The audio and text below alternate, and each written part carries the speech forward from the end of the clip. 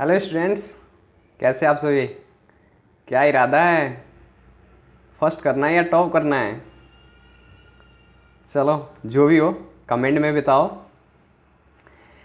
अब आगे जो भी 11-12 वीडियो आने वाला है वो सारा थ्योरम से रिलेटेड होगा।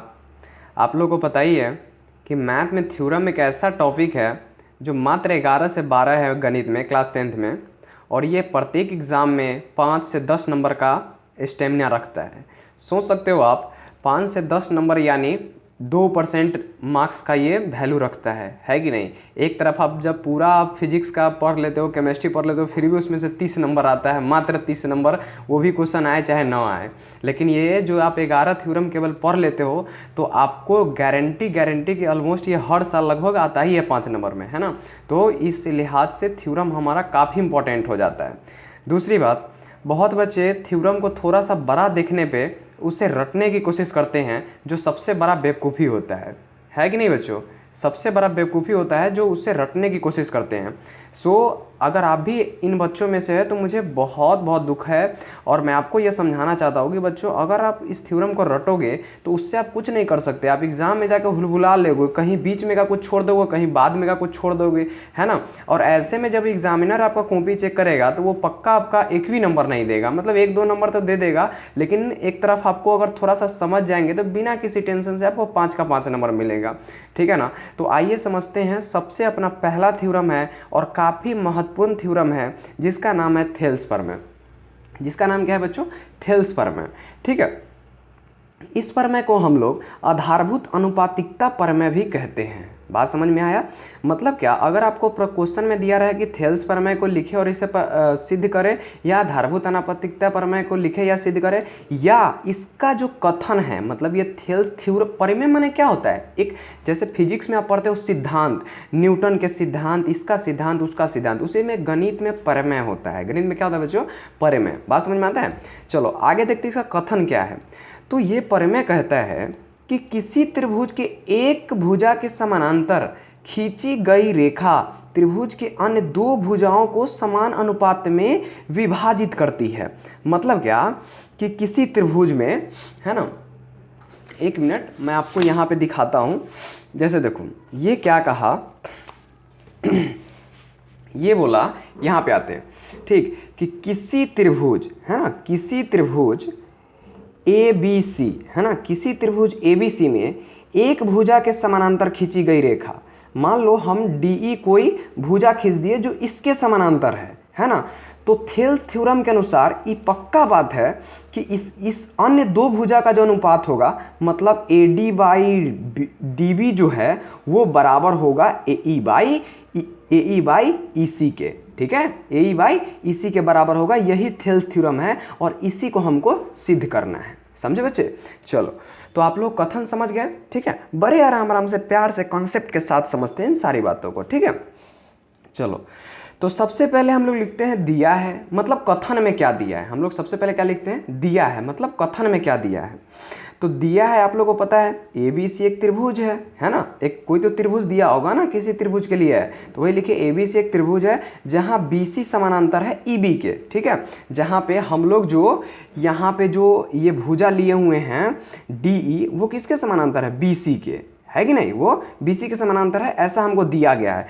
तो हमें यहाँ पे, है ना, तो हमें यहाँ पे सिद्ध क्या करना है कि AE बाई, है ना, AE बाई EB, यानी एक मिनट, यहाँ पे AE नहीं, AD बाई DB, है ना, AD बाई DB, और AE बाई EC प्रूफ करना है ना।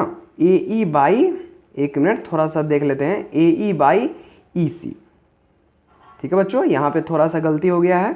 AE बाई EC, समझ में है ना, यानी इतना बाई इतना ये बराबर होगा किसके? AE बाई EC के। यही हम लोग को क्या करना है? प्रूफ करना है। समझे आप लोग? चलो अब फिर आगे देखते हैं, ठीक है। तो इसको सिद्ध करने के लिए हम लोग क्या करते हैं? हम लोग रचना करते हैं, ठीक। तो हमारे पास अभी तक क्या हो गया है बच्चों? वो देखो, हम लोग को तो ये दिया हुआ है कि ABC एक त्रिभुज है तथा DE जो है हमारा BC के समानांतर है, ठीक। उसके बाद हम क्या करते हैं? ध्यान से सुनो, हम करते हैं कि D से इस जो डी बिंदु है उससे AC पर, AC हमारा कौन सा रेखा है, एक ये रेखा हमारा AC है, ठीक। तो AC पर DM, AC पर DM, इस AC पर DM एक लंब डाला तथा E से AB पर एक EN लंब डाला, ठीक। तथा क्या, E से B को मिलाया और D से C को मिलाया। यहाँ तक बात क्लियर है। चलो, तो वही चीज़ देखो मैंने यहाँ पे फिगर में आपको दिखाया हुआ है, ठीक है। अब थोड़ा आगे देखते हैं, ठीक है। तो वही बात मैंने रचना में लिखा, D से AC पर DM तथा E से AB पर EN लंब डाला, पुनः E से B को मिलाया तथा D से C को मिलाया, ठीक है। यहाँ तक बात क्लियर है। चलो, अब प्रमाण में पहले क्या करते हैं, लिखते हैं त्रिभुज ADE तथा त्रिभुज EDB में, है ना, या फिर आप ये भी लिख सकते हो त्रिभुज ADE तथा EDB के लिए, ठीक है, में या के लिए आप कुछ भी लिख सकते हो, ठीक है। तो क्या लिखे हम लोग कि एरिया ऑफ ट्रायंगल ADE, है ना, एरिया ऑफ ट्रायंगल देखते हैं किस ट्रायंगल की बात करते हैं, ADE, ठीक है। तो बच्चों आप लोग त्रिभुज का क्षेत्रफल पढ़े हो, क्या पढ़े हो कि त्रिभुज का क्षेत्रफल होता है आधार, मतलब देखो यहाँ पे कोई भी त्रिभुज है हमारा तो उसका क्षेत्रफल क्या होता है, आधार, माने आधार गुने ऊंचाई, ये लो आप लोग पढ़े हो ना। अगर ये आधार है तो हाफ गुने, मान लो ये BC है, ये A है, ये D है, तो क्या हो जाएगा BC गुने AD हो जाएगा ना, आधार गुने ऊंचाई, ठीक। तो हमने वहीं पे यहाँ पे क्या लिख दिया बच्चों, देखो हमने यहाँ पे लिखा एरिया ऑफ ट्रायंगल ADE, यानी इसका एरिया, ठीक है, ADE का क्या हो जाएगा, हाफ इंटू, देखो half into AD into EN, देखो वही लिखे half into AD into EN, ठीक है। उसी प्रकार हम लोग क्या लिखते हैं, पुनः एरिया ऑफ ट्रायंगल EDB, है ना, एरिया ऑफ ट्रायंगल EDB क्या हो गया, यानी देखो ध्यान से देखो किस ट्रायंगल की बात कर रहे हैं, EDB, यानी ये वाले ट्रायंगल का, ठीक है। तो देखो ये वाले ट्रायंगल के लिए हम लोग इस वाले ट्रायंगल को बहुत बच्चे एरिया लिखने में गलत करते हैं, ध्यान से देखिए, है ना। तो हाफ इंटू बेस हमने इसको माना, ठीक, बेस हमने किसको माना, इसको। तो त्रिभुज का जो तीसरा बिंदु बचा ना, यानी E यहाँ पे जो बचा ना, उससे इस BD रेखा जो है, BD रेखा बस इतना नहीं है, BD रेखा इसके आगे पूरा है, आगे BD तो एक रेखा खंड है, समझे। तो जो तीसरा भुजा है उससे BD रेखा पर एक लंब हमने डाला, क्या डाला, EN, यही इस त्रिभुज के लिए ऊंचाई होगा। क्या कहें बच्चों, इधर देखो आप लोग, जैसे मान लो कोई अगर ये है, कोई अगर त्रिभुज है ये ऐसा, है ना, और आपको अगर इसका एरिया निकालना है, ये A, इसका अगर आपको एरिया निकालना है ना, तो आपको क्या करना पड़ेगा, हाफ इंटू, अगर BC आप आधार ले रहे हैं तो जो अन्य बिंदु बच गया यानी C, उससे BC रेखा पर, BC रेखा इनने पूरा है, इधर पूरा है, BC तो अपना रेखा खंड है, समझे। तो BC रेखा पर जो लंब होगा वही हमारा क्या होता है, ऊंचाई होता है। तो ये भी कॉन्सेप्ट आप लोग अच्छे से आज समझ गए, है ना। तो क्या हो जाएगा area, half into BC into AD, clear है बात। तो देखो वही चीज़ हम लोग यहाँ पे लिखते हैं, क्या लिखे, हाफ इंटू, देखो हाफ इंटू BD इंटू, है ना, half into BD into EN। देखो ये एक त्रिभुज है, BD रेखा आगे जा रहा है और इसके तीसरे बिंदु E से हमने EN लंब डाला किस पे, जो हमारा BD रेखा या फिर AB रेखा का है उस पे। क्लियर है बात यहाँ तक। चलो आगे देखते हैं। तो ये दोनों हमारा रिलेशन आ गया। उसके बाद इसको हमने समीकरण 1 माना, इसको समीकरण 2 माना। फिर लिखते हैं समीकरण 1 को 2 से भाग देने पर, है ना, इस दोनों को आप जब भाग देते हो तो लेफ्ट हैंड साइड इतना बाई इतना और राइट हैंड साइड इतना बाई इतना आ जाता है। वही चीज़ मैंने यहाँ पे लिख दिया, ठीक है। तो हाफ से हाफ कट गया, EN CN कट गया, तो बचा क्या, AD बाई BD। यहाँ तक बात क्लियर है। चलो अब दूसरे पेज पे चलते हैं, ठीक है। तो देखिए आगे क्या लिखे, इसी प्रकार क्या, त्रिभुज AED। चलो यहाँ पे हम लोग फिगर देखते रहते हैं, है ना, ताकि हमें समझ में आता रहे, ठीक है। उसी प्रकार देखो बच्चों हम लोग क्या लिखते हैं, त्रिभुज AED, यानी हम AED इस त्रिभुज की बात कर रहे हैं, और तथा EDC तथा ये त्रिभुज की बात कर रहे हैं, ठीक। इस दोनों त्रिभुज के लिए, है ना, से या फिर के लिए क्या, देखो क्या लिखते हैं फिर इसके लिए, एरिया ऑफ, है ना, area of triangle A E D.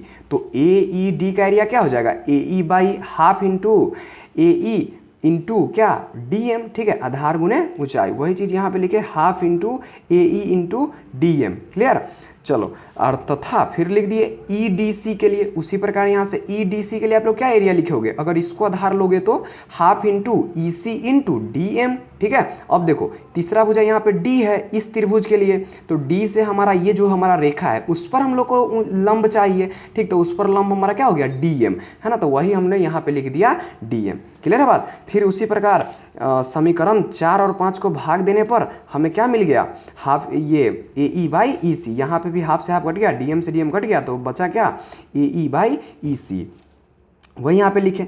ठीक, और बच्चों आगे जो हम लोग को करना है वो नौमा का एक थ्योरम होता है, नौमा का एक परिमेय है। ठीक है, जिसको आप लोग अगर नौमा में अच्छे से पढ़े होगे तो पता है, नहीं तो बस आपको ये चीज़ आपको याद रखना है। ठीक है, चलो, तो ये थ्योरम कहता है कि देखो ये थ्योरम क्या कहता है, पहले वो चीज़ समझते हैं। ठीक है, यहाँ पे समझते हैं। ठीक, ये थ्योरम कहता है कि मान लो भाई ये दो कोई क्या है, दो कोई समानांतर रेखा ए बी, मान लो एक समानांतर रेखा ए बी, एक समानांतर रेखा ये बी डी है, तो इस पर कोई दो त्रिभुज, एक ऐसे कोई त्रिभुज और एक ऐसे कोई त्रिभुज हो। ठीक है, ध्यान से आप लोग को दिख रहा है। चलो इसको मान लेते हैं पी क्यू आर एस। देखो यहाँ पे देखो एक त्रिभुज है पी क्यू आर, एक त्रिभुज है क्यू आर एस। यहाँ पे हमारा दो त्रिभुज है ना, तो दोनों त्रिभुज का देखो, दोनों त्रिभुज का एक ही आधार क्यू आर है, एक ही आधार क्यू आर है, और दोनों एक ही समानांतर रेखा के बीच है। तो इस नौमे के थ्योरम के अनुसार ये दोनों का जो क्षेत्रफल होगा वो क्या होगा, दोनों त्रिभुज का क्षेत्रफल बराबर होगा। ठीक है, यही हमारा 9th का थ्योरम है। ठीक, तो वही चीज़ हम लोग यहाँ पे लिखते हैं कि त्रिभुज, पिक्चर में देखो, वही हम लोग लिखे, जो क्या लिखे वो यहाँ पे देखो, हमने लिखा कि त्रिभुज ई डी बी तथा त्रिभुज ई डी सी दोनों का आधार एक ही, क्या चीज़, दोनों का आधार एक ही, कौन आधार है, ई डी, दोनों का आधार एक ही डी ई है, तथा दोनों एक ही समानांतर रेखा के बीच। देखो हम लोग को दिया क्या हुआ है कि डी ई समानांतर है बी सी के, तो दोनों एक ही समानांतर रेखा के बीच स्थित है, अतः इस दोनों का क्षेत्रफल बराबर होगा, मतलब बी डी ई और ई डी सी का क्षेत्रफल बराबर होगा। ठीक है, तो वही चीज़ मैंने यहाँ पे लिख दिया, ठीक है, मतलब area of triangle E D B बराबर area of triangle E D C. ठीक है, अब देखो बच्चों क्या हुआ, अब यहाँ से आप लोग ध्यान से देखो दोनों जो हमारा इक्वेशन 3 है, जो हमारा इक्वेशन 6 है, उसके लेफ्ट हैंड साइड चलते हैं, दोनों इक्वेशन के लेफ्ट हैंड साइड। ठीक है, तो यहाँ पे देखो, यहाँ पे त्रिभुज ऊपर में क्या है ए डी ई, यहाँ पे ऊपर में क्या है ए ई डी। देखो तो ए डी ई कहे, यहाँ पे देखो ए डी ई कहे चाहे ए ई डी कहे, दोनों का एरिया तो इतने ना है, तो ऊपर वाला दोनों का तो एरिया बराबर हो गया, ऊपर वाला तो दोनों का एरिया बराबर होगा। अब नीचे वाला देखते हैं, area of triangle E D B और नीचे दिया हुआ है area of triangle E D C, मतलब इसका एरिया और इसका एरिया के बारे में ये बात कर रहा है। ठीक है, तो अभी हमने नौमे के थ्योरम से ये साबित किया है कि ये एरिया और ये एरिया बराबर है। मतलब क्या बच्चों, मतलब क्या कि हमारे बाएं साइड का जो रेशियो है, लेफ्ट हैंड साइड का जो रेशियो है इक्वेशन 3 और 6 का, वो आपस में बराबर है। तो इसका क्या मतलब, राइट हैंड साइड का भी जो रेशियो होगा वो आपस में बराबर होगा। ठीक है, तो इसी से यहाँ पे लिखते हैं समीकरण 3, 6 और 7 से हम लिख सकते हैं कि ए ई बराबर ए अपॉन ई सी बराबर एक मिनट रुक जाओ, हाँ देखो ए अपॉन ई सी बराबर A D upon B D, या फिर डी बी, कुछ भी लिखो, है ना, यानी इतना बटे इतना इक्वल्स टू इतना बटे इतना। अच्छा, तो बस यहीं से हमारा क्या हो गया, प्रूव्ड हो गया। ठीक है, लेकिन थेल्स पर में केवल हम लोग ऐसे ही अनुपात नहीं निकाल सकते हैं, हम लोग इसको अलग से भी अनुपात निकाल सकते हैं। देखो हम लोग थेल्स पर में बराबर A D upon D B और ए ई अपॉन ई सी तो खूब जानते हैं, लेकिन हम आपको बोले क्या A D upon A B और ए ई अपॉन ए सी भी बराबर होगा, तो हाँ होगा। कैसे, देखो ये दोनों एक अनुपात है। ठीक है, मान लो दोनों 2/3 और 2/3 है। ठीक है, तो दोनों तरफ अगर एक एक जोड़ देंगे तो हमारा कोई फर्क पड़ने को है, नहीं पड़ने को है। ठीक, तो दोनों तरफ हमने एक एक जोड़ दिया। ठीक है, तो एक जोड़ा तो देखो ए ई प्लस ई सी आ गया अपॉन ई सी, और A D plus B D आ गया अपॉन बी डी। आपको तो बटा भर के जोड़ता आता ही होगा, ठीक है। तो अब देखो तो बच्चों, ए ई अपॉन ई सी यानी ए ई अपॉन ई सी बराबर आप क्या लिख सकते हो, ए सी लिख सकते हो। देखो तो वही हमने लिखा, ए ई प्लस ई सी को ए सी लिख दिया, ए ई प्लस ई सी को हम लोग क्या लिख दिए, ए सी, है ना। ए प्लस ई सी को ए सी, और नीचे था हमारा क्या, ई सी, है ना। एक मिनट, थोड़ा सा गलती हो गया यहाँ पे ए सी होता, चलो यहाँ पे ही ए सी कर लेते हैं, ये हमारा ए सी यहाँ पे गलत लिखा गया है। देखो ना, ए ई अपॉन ई सी बराबर क्या हो गया, ए सी, और नीचे ई सी था तो ई सी, ठीक है। फिर इस साइड जो है अपना, इस साइड जो है वो क्या, A D plus D B. देखो था, A D plus D B D अपना क्या है ना, A D plus B D अपना क्या है, ए सी, है ना। तो ये अपना हो गया, सॉरी यहाँ पे उल्टा लिखा गया जल्दी जल्दी में, कोई बात नहीं बच्चों, आप लोग को समझ में आ रहा होगा कि A D plus D B बराबर क्या हो गया अपना, ए बी, है ना। और नीचे क्या, नीचे जो बचा सो बी डी, ठीक।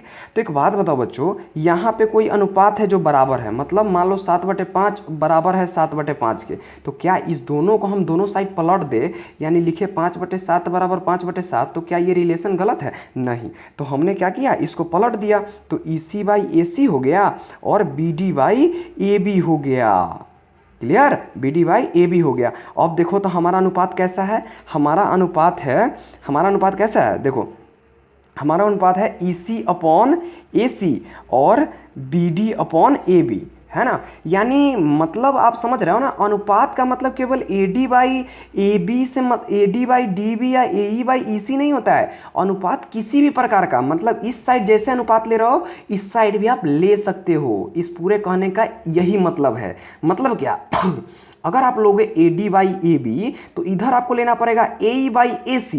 इधर अगर आप लोगे B D by A B, तो इधर आपको लेना पड़ेगा ई सी बाई ए सी, सिंपल। अगर इस साइड आप ले रहे हो A B by A D, तो इस साइड आपको लेना पड़ेगा ए सी बाई ए ई। क्लियर है बात, मतलब किसी भी तरीके से आप इस भुजा और इस भुजा का अनुपात ले सकते हो, यदि ये भुजा समानांतर है इस भुजा के, ठीक है। तो क्या आप लोगों को कंसेप्ट अब क्लियर हो गया, कंसेप्ट पूरी तरह से थेल्स पर में समझ में आ गया। अगर आ गया तो लाइक बटन को हिट करो, और दोस्तों के साथ इसे शेयर करो, हर एक बच्चे के साथ, है ना, क्योंकि यार किसी का नंबर नहीं कमना चाहिए, है ना। हर एक टॉप आएगा अपने क्लास में, ठीक है। मेरा जो एक ही मिशन है, सब पढ़ेगा सब बढ़ेगा, है ना। सो अगर इसको समर्थन देना चाहते हो तो दोस्तों के साथ शेयर करो, चैनल को सब्सक्राइब करो, तो ताकि जो भी वीडियो फिजिक्स केमिस्ट्री मैथ में जो भी इंपॉर्टेंट वीडियो होगा, जो आपको नंबर को काफ़ी बढ़ा सकता है, वैसे सारे वीडियो को मैं आप डालते जाऊँगा, ठीक है ना। तो ऐसा नहीं हो कि कोई वीडियो मिस हो जाए, ठीक है। तो चलो इस वीडियो में फिलहाल इतना ही, मिलते हैं नेक्स्ट वीडियो में थेल्स प्रमेय के विलोम के साथ, ठीक है। तब तक के लिए बाय बाय, टाटा, थैंक्स।